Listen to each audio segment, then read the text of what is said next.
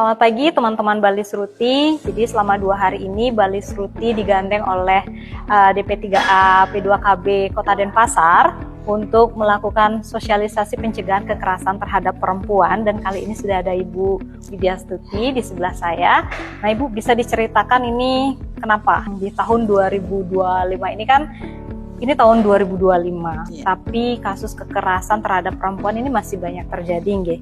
Nah, bisa diceritakan latar belakang kegiatan ini, Bu? Terima kasih sebelumnya Balis Ruti yang selalu mensupport kami di P3A P2KB dalam berkegiatan. Kebetulan kalau sosialisasi pencegahan ini bukan di 2025 aja.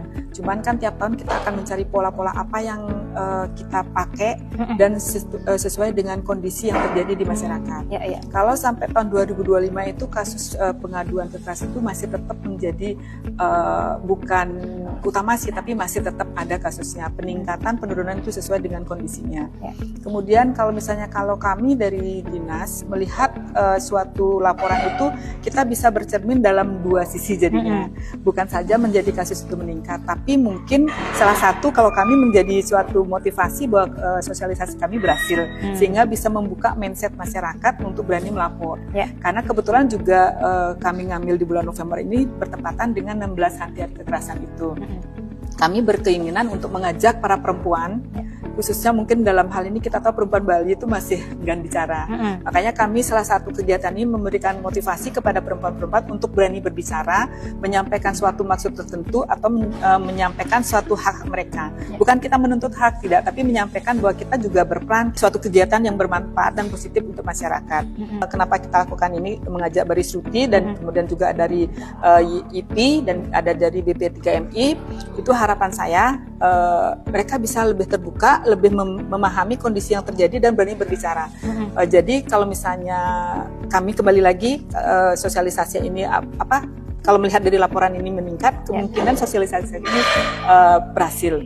Tidak hanya menjadi penerima dan pelaksana tugas. Wah, luar biasa sekali, Ibu. Ini juga sebenarnya saya mau tanyakan tadi tentang kenapa. Tapi ini, Ibu, kenapa sasarannya adalah ibu-ibu PKK dan juga ibu-ibu GOW ya kemarin?